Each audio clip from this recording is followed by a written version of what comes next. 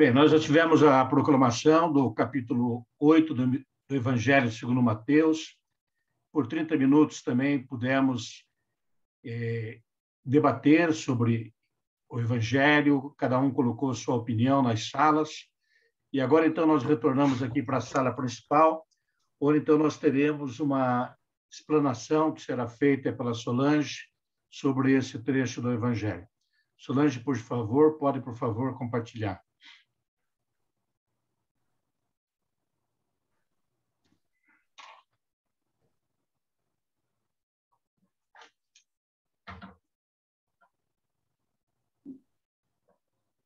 Deu certo? Sim, pode ir em frente. Tá bom. A reflexão sobre o Evangelho, segundo São Mateus, capítulo 8. Os capítulos 8 e 9 retratam o reino de Deus manifestado nas ações de Jesus. Jesus executa ações milagrosas e fala sobre o discipulado, a fé, o custo do seguimento e a missão.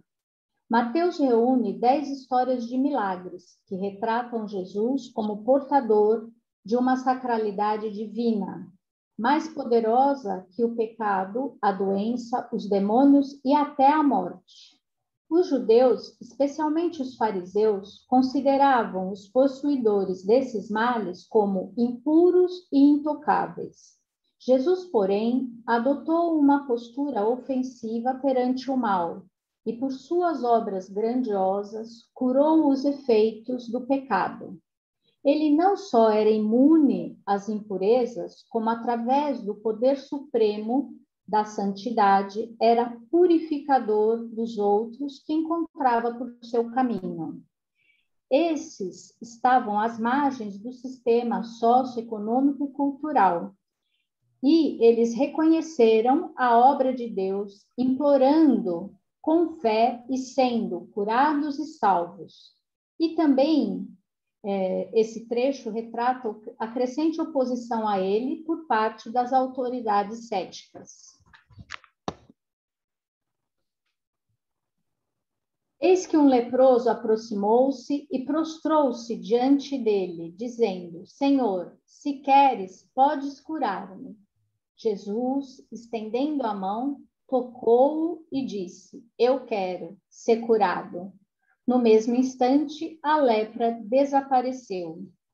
A lepra contamina o homem pelo contato com a pele, a roupa ou objetos que alguém que já a possua tenha tocado. O diagnóstico era feito por um sacerdote levita, e se a infecção se confirmasse e começasse a se espalhar, a pessoa era declarada impura e afastada da vida social e da vida religiosa de Israel. A lei exigia que os leprosos fossem morar em lugares isolados e mantivessem a aparência sempre descuidada. O contato direto com os leprosos deixava qualquer um impuro. Portanto, era chocante aos padrões judaicos que Jesus curasse os leprosos através do toque, o que é considerado como uma das provas do messianismo de Jesus. Nestes versículos, os verbos veio e prostrou-se indicam um tratamento respeitoso da autoridade de Jesus, pois eram usados esses verbos na aproximação a governadores e imperadores. Assim como o termo Senhor, usado apenas por discípulos e pelos que acreditavam em Jesus e dependiam de sua autoridade como Cristo. Jesus, então, lhe disse: Vê que não os digas a ninguém. Vai, porém, mostra-te ao sacerdote e oferece o dom prescrito por Moisés em testemunho de tua cura. Pela lei, toda e qualquer cura de lepra deveria ser diagnosticada por um sacerdote levita. Se aprovado, ele devia se submeter aos procedimentos de limpeza e restauração à vida religiosa de Israel, no que se incluía um sacrifício a ser feito conforme suas possibilidades. Este testemunho do homem declara a identidade de Jesus e ratifica a expectativa de que o ungido de Deus, o Cristo, estabelecerá o reinado de Deus sobre a doença na nova criação. De acordo com Santo Agostinho, a cura dos leprosos por parte de Jesus aponta o sacramento da reconciliação, isto é, a confissão. A lepra representa o pecado mortal, a doença espiritual que corta o canal de atuação da graça na alma da pessoa e a impede de participar efetivamente da igreja. Essa condição pode ser também contagiosa e influenciar os outros através de escândalos e demonstrações de falsas constrições. O sacerdote levita representa aqui os sacerdotes do novo tempo, que são os instrumentos de reconciliação da pessoa com Deus e da restauração daquela alma à saúde espiritual através do sacramento da reconciliação.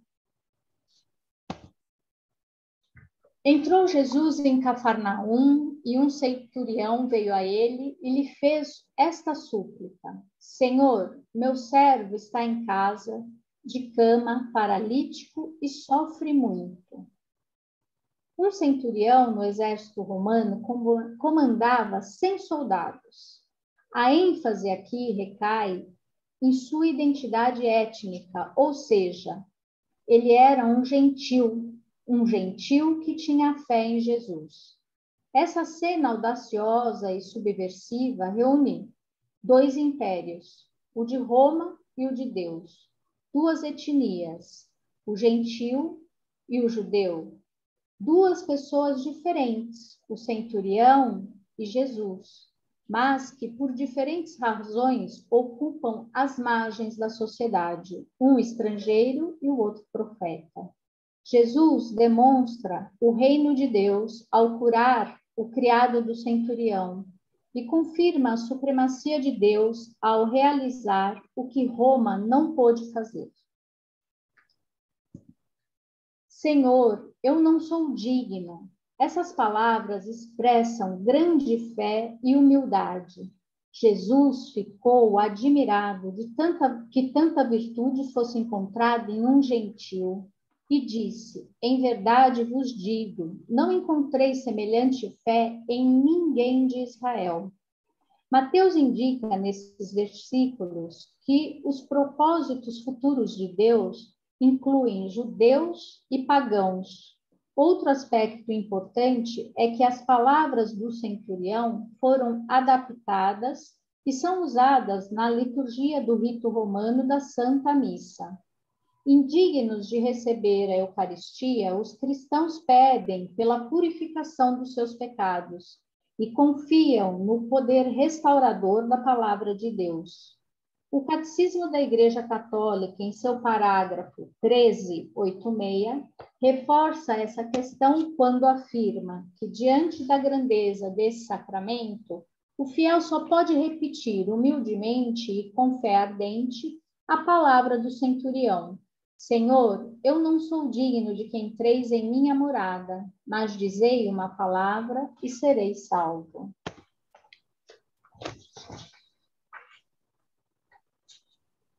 Mas os filhos do reino serão lançados nas trevas exteriores, e ali haverá choro e ranger de dentes.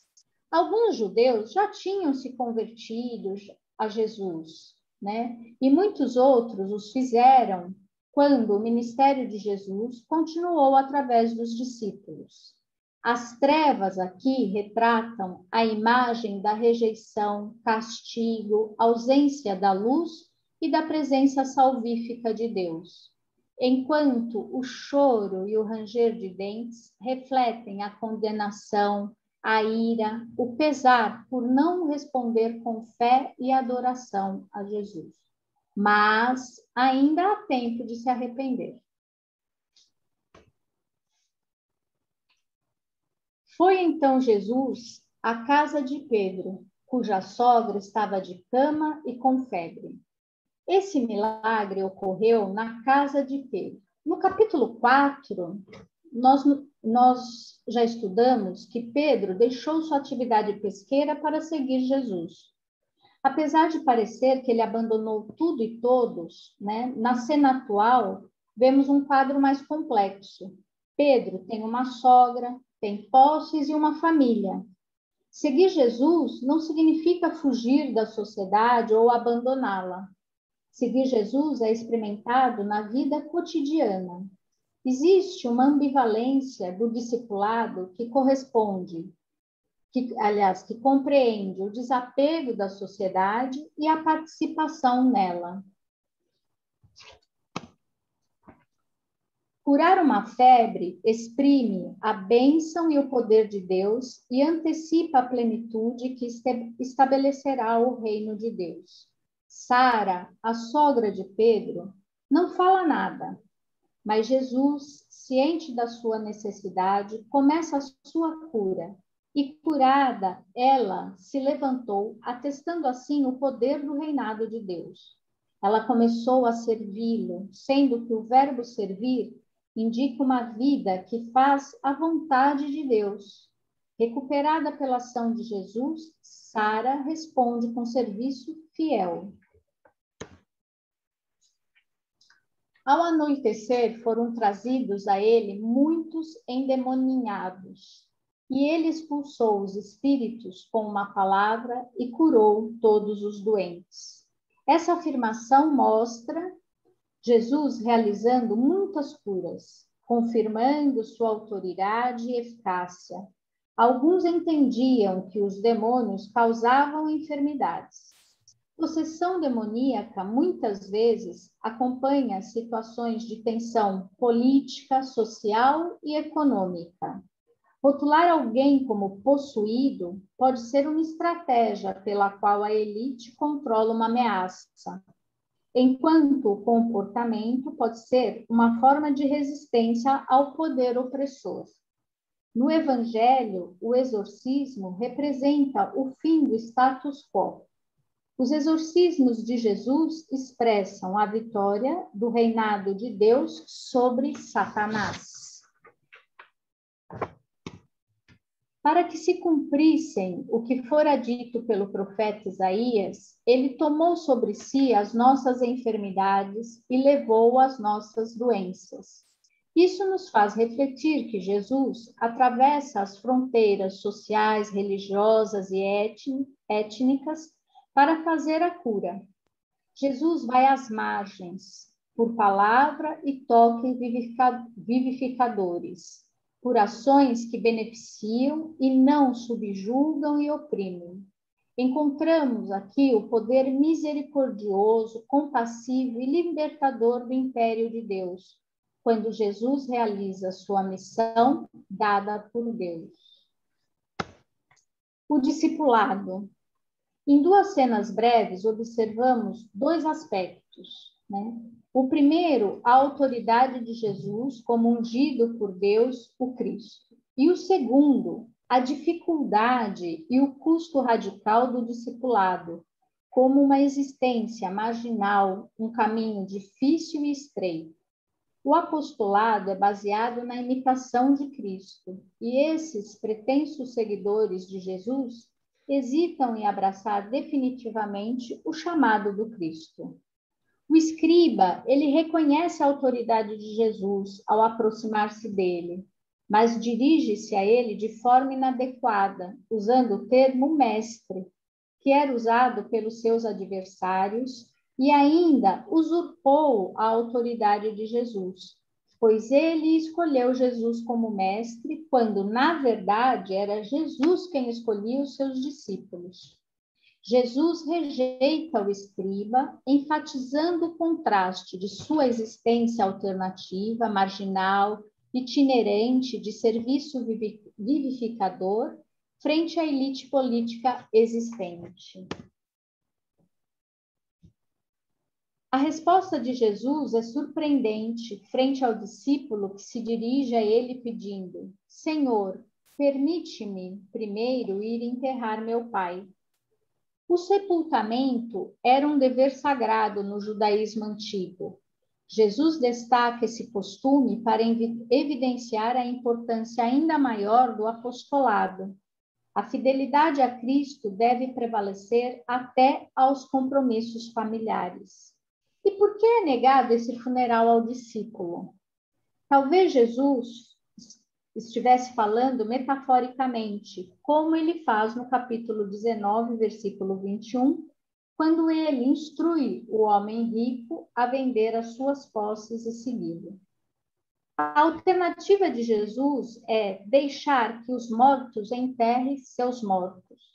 Quem deve enterrar o morto? Se for um morto literal, sua instrução é uma despedida brusca. Deixe em paz a matéria. Se for uma metáfora para aqueles que são espiritualmente mortos, isso significa os inclinados aos deveres mundanos e que se recusam a seguir Jesus, esses podem enterrar os fisicamente mortos. Portanto, Jesus não desvaloriza o sepultamento, mas usa-o como trampolim para ilustrar as altas exigências da vida cristã. De acordo com Carter, o discipulado é duro, contracultural, firme, marginalizado, um estilo de vida liminar e difícil, de compromisso absoluto e permanente a Jesus no meio da participação na sociedade. De acordo com o Catecismo da Igreja Católica, no parágrafo 2447, tem-se que o sepultamento é considerado uma obra de misericórdia corporal. No trecho que fala da ação de Jesus sobre a tempestade, tem-se a revelação da autoridade de Jesus sobre a criação, e que o discipulado é tempestuoso, isso é, ser discípulo significa ser balançado em um barco com Jesus, quando todo o inferno parece ter se desencadeado. O barco retrata a comunidade de discípulos, ameaçada por um mundo malvado, mas confortada pela presença de Jesus. Seguir Jesus é uma confrontação tempestuosa com poderes cósmicos, políticos, sociais, econômicos e religiosos. Jesus dormia. Jesus dormia não significa negligência ou impotência, mas demonstra a confiança no poder e proteção de Deus. Nesta situação ameaçadora, os discípulos corretamente buscam a ajuda de Jesus e o acordam dizendo: Senhor, salva-nos, estamos perecendo. Esse grito, essa oração dos discípulos, salva-nos, é coerente com a missão de Jesus. Jesus afirma que a fé dos discípulos é pequena, é pouca, sugerindo que o medo, que é oposto à fé, domina as respostas deles, que não compartilham a sua confiança em Deus e nem imitam a fé do centurião pagão. Depois que Jesus acalma a tempestade, os discípulos se perguntam: quem é este homem a quem até os ventos e o mar obedecem? Eles sabem que Jesus é Cristo, ou Messias, o ungido para manifestar a presença salvífica e reinado de Deus. Como Filho de Deus, Jesus realiza sua missão de anunciar e implementar o reino de Deus. Os discípulos estão descobrindo a identidade de Jesus e, consequentemente, a sua própria identidade e o seu estilo de vida. Os discípulos devem seguir o Senhor no meio das adversidades do discipulado tempestuoso. Ao chegar à outra margem do Mar da Galileia, na cidade de Gadara, uma das cidades da Decápole, habitada predominantemente por gentios e forte presença romana que se observa nas construções, nas colônias de veteranos e nas tropas que ali estavam, Jesus focaliza sua atenção em duas pessoas marginais, dois endemoniados, que saíam das tumbas. e vieram ao seu encontro. Esses endemoninhados pertencem aos descartáveis, aos marginais, o nível inferior da sociedade, longe de um núcleo familiar que definia os papéis sociais e de gênero, bem como os engajamentos políticos e econômicos. Os dois aproximam-se de Jesus com gritaria e hostilidade, disparando duas perguntas. Que tens a ver conosco, Filho de Deus? Viestes aqui para nos atormentar antes do tempo? Reconhecendo Jesus como agente de Deus e revelando sua consciência como juiz escatológico. Próximo dali, observa-se uma manada de porcos que reforça o contexto pagão.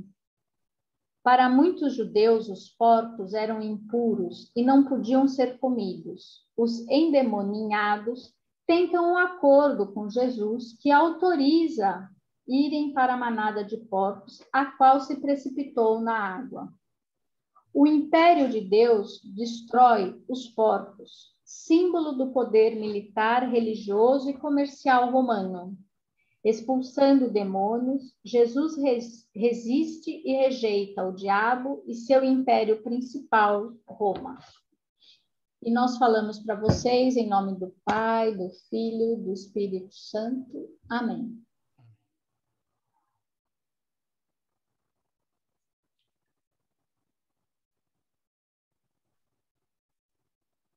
E agora, então, nós iremos mais uma vez para nossas pequenas salas, onde iremos mais uma vez meditar sobre esse trecho do Evangelho.